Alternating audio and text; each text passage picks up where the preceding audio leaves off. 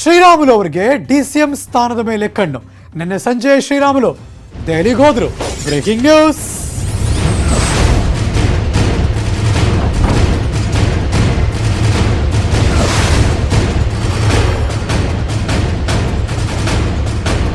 ಕಳೆದ ಬಾರಿ ಯಡಿಯೂರಪ್ಪನವರು ಮುಖ್ಯಮಂತ್ರಿ ಆದಾಗಲೇ ಇವರ ಹೆಸರು ಓಡಾಡ್ತಾ ಇತ್ತು. ಆಗ್ಲೂ ಕೂಡ ಪ್ರಯತ್ನ ನಡೀತು, ಆದರೆ ಆಗಲಿಲ್ಲ. ಮತ್ತು ಈ ಬಾರಿ ಒನ್ಸ್ ಅಗೈನ್ ಮರಳಿ ಯತ್ನ ಟ್ರೈ ಮಾಡ್ತಿದ್ದಾರೆ. ಮಾನ್ಯ ಶಾಸಕರಾದಂತಹ ಶ್ರೀರಾಮುಲು ಅವರು ಇಮಿಡಿಯೇಟ್ ಆಗಿ ದೆಹಲಿಗೆ ಹೊರಟರು. ಯಾಕೆಂದರೆ ಉಪಮುಖ್ಯಮಂತ್ರಿ ಸ್ಥಾನದ ಮೇಲೆ ಅವರಿಗಿರುವಂತಹ ಕಣ್ಣು. ಸಿಎಂ ಅಧಿಕಾರ ವಹಿಸಿಕೊಂಡ ದಿನವೇ ನಾನು ಡಿಸಿಎಂ ಆಗಿ ಪ್ರಮಾಣವಚನ ಪಡೆಯುವೆ ಎನ್ನುವ ನಿರೀಕ್ಷೆಯಲ್ಲಿದ್ದರು ಶ್ರೀರಾಮುಲು ಅವರು. ನಿರೀಕ್ಷೆ ಹುಸಿಯಾದ ಹಿನ್ನೆಲೆಯಲ್ಲಿ ಸಿಎಂ ಪ್ರಮಾಣವಚನ ಸಮಾರಂಭವನ್ನು ಕೈಬಿಟ್ಟು ಮುನಿಸ್ಕೊಂಡು ದಿಢೀರಂತ ಬಳ್ಳಾರಿಗೆ ಬಂದಿದ್ದರು ಶ್ರೀರಾಮುಲು ಅವರು. ಇದೀಗ ಮತ್ತೆ ಆಸೆ ಗರಿಗೆದರಿದೆ. ನೇರವಾಗಿ ಬಳ್ಳಾರಿಯಿಂದ ಅವರು ದೆಹಲಿಗೆ ಹೋಗಿದ್ದಾರೆ. ಪ್ರಯತ್ನವನ್ನು ಮುಂದುವರಿಸುತ್ತಾ ಇದ್ದಾರೆ. ಇದು ಶ್ರೀರಾಮುಲು ಅವರ ದೆಹಲಿ ಭೇಟಿಯ ಹಿನ್ನೆಲೆ. ಅವರಷ್ಟೇ ಅಲ್ಲ, ಅಲ್ಲಿ ತುಂಬ ಜನ ಈಗಾಗಲೇ ದೆಹಲಿಯಲ್ಲಿದ್ದಾರೆ. ಸರ್ಕಸ್ಗಳು ಮುಂದುವರಿತಾ ಇದೆ. ಲೆಟ್ಸಿ ದೆಹಲಿಯಲ್ಲಿ ಏನೇನು ಬೆಳವಣಿಗೆ ಆಗ್ತಾ ಇದೆ ಅಂತ ಕೇಳೋಣ. ನನ್ನ ಸಹೋದ್ಯೋಗಿ ದೆಹಲಿಯಿಂದ ಧರಣೇಶ್ ಬುಕ್ಕನಕೆರೆ ನೇರ ಸಂಪರ್ಕದಲ್ಲಿ ಜಾಯಿನ್ ಆಗ್ತಿದ್ದಾರೆ. Good morning Dharanesh. 1 ಗಂಟೆ ಕಳೆದು ನಾನು ಇನ್ನೊಂದು ನ್ಯೂಸ್ಗೆ ಬರೋ ತನಕ ಅಲ್ಲೊಂದಷ್ಟು ವಾತಾವರಣನೇ ಚೇಂಜ್ ಆಗಿರುತ್ತೆ. ಹಲವಾರು ಬೆಳವಣಿಗೆ, ಪ್ರತಿಯೊಬ್ಬರಿಗೂ ಪ್ರತಿ ಕ್ಷಣ ಅಲ್ಲಿ ಇಂಪಾರ್ಟೆಂಟೇ. ಎಲ್ಲಿ ಏನು ವರ್ಕ್ ಆಗುತ್ತೆ ಗೊತ್ತಿಲ್ಲ. ಬಟ್ ಹೈಕಮಾಂಡ್ ಎಲ್ಲವನ್ನೂ ಕೂಡ ಮುಕ್ತವಾಗಿ ಕೇಳಿಸ್ಕೋತಾ ಇದೆಯಾ, ಒಂದಷ್ಟು ಇನ್ನೂ ಪರಿಗಣಿಸ್ತಾ ಇದೆಯಾ, ಅಥವಾ ಯಾರೇನೇ ಸರ್ಕಸ್ ಮಾಡಿದ್ರು ಹರೀಶ್ ಹೈಕಮಾಂಡ್ ಡಿಸೈಡ್ ಆಗಿಬಿಟ್ಟಿದೆ ಅಂತ ಏನಾದರೂ ನ್ಯೂಸ್ ಇದೆಯಾ ನಿಮ್ಮ ಕಡೆಯಿಂದ?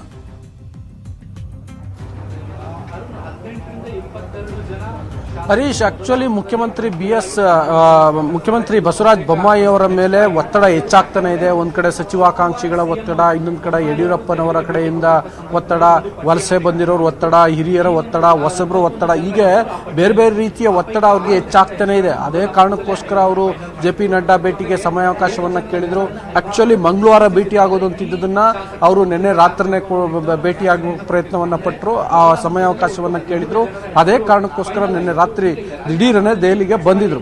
ಆದರೆ ನಿನ್ನೆ ರಾತ್ರಿ ಅವರು ನಿರಂತರವಾಗಿ ಪ್ರಯತ್ನ ಪಟ್ಟರೂ ಕೂಡ ಭೇಟಿ ಸಾಧ್ಯ ಆಗಿಲ್ಲ.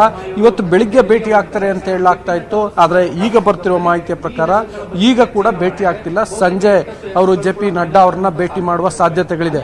ಅಂದರೆ ಒಂದು ಕಡೆ ಅಲ್ಲಿ ಸಚಿವಾಕಾಂಕ್ಷಿಗಳಿಂದ ಒತ್ತಡ ಹೆಚ್ಚಾಗ್ತಿದೆ, ಇನ್ನೊಂದು ಕಡೆ ಹೈಕಮಾಂಡ್ ನಾಯಕರಿಂದ ಮುಖ್ಯಮಂತ್ರಿ ಬಸವರಾಜ ಬೊಮ್ಮಾಯಿ ಅವರಿಗೆ ಸಮಯ ಸಿಗ್ತಿಲ್ಲ.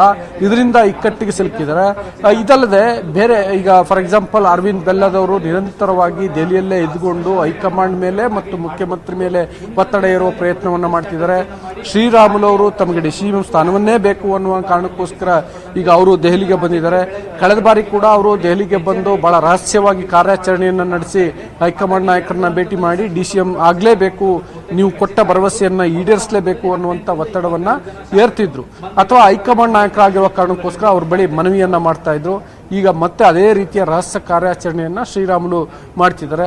ಉಳಿದಂತೆ ಇನ್ನು ಕೆಲವರು ಈಗಾಗಲೇ ಬಂದು ಕರ್ನಾಟಕ ಭವನದಲ್ಲಿ ಮುಖ್ಯಮಂತ್ರಿ ಬಸವರಾಜ ಬೊಮ್ಮಾಯಿ ಅವ್ರನ್ನ ಭೇಟಿ ಮಾಡಿದ್ದಾರೆ.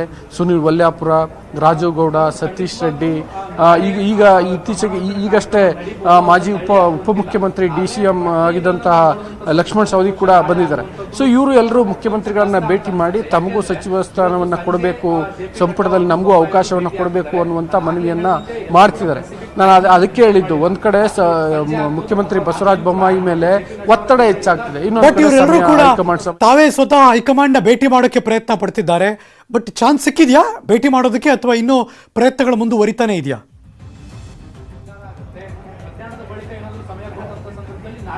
ಸಚಿವಾಕಾಂಕ್ಷಿಗಳು ಹೈಕಮಾಂಡ್ ನಾಯಕರನ್ನ ಭೇಟಿ ಮಾಡಲಿಕ್ಕೆ ಪ್ರಯತ್ನವನ್ನೇನೋ ಪಡ್ತಿದ್ದಾರೆ. ಆದರೆ ಬಹಳ ಕೆಲವರಿಗೆ ಅಂದರೆ ಮೊದಲಿಂದನೂ ಯಾರಿಗೆ ಆಕ್ಸೆಸ್ ಇತ್ತೋ ಅಂಥವ್ರಿಗೆ ಸಮಯಾವಕಾಶ ಸಿಗ್ತಿದೆ.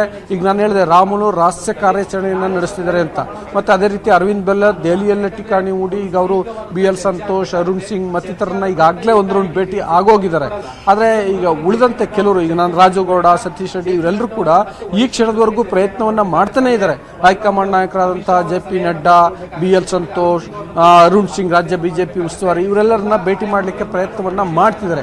ಆದರೆ ಇವ್ರು ಯಾರಿಗೂ ಕೂಡ ಭೇಟಿಗೆ ಅವಕಾಶ ಸಿಕ್ಕಿಲ್ಲ. ಈಗ JP ನಡ್ಡಾ ವಿಷಯದಲ್ಲಿ ಅವರು ಮುಖ್ಯಮಂತ್ರಿ ಬಸವರಾಜ ಬೊಮ್ಮಾಯಿ ಅವರಿಗೇನೆ ಸಮಯಾವಕಾಶವನ್ನ ಕೊಟ್ಟಿಲ್ಲ ಅಂದ್ರೆ ಅವರು ಸಚಿವಾಕಾಂಕ್ಷಿಗಳಿಗೆ ಹೇಗೆ ಕೊಡ್ತಾರೆ? ಸೊ ಬಹುತೇಕ ಯಾರಿಗೂ ಅವರು ಸಿಕ್ಕಿಲ್ಲ. ಅದರಿಂದಾಗಿಯೇ ಈಗ ಇದು ಕಗ್ಗಂಟಾಗಿದೆ.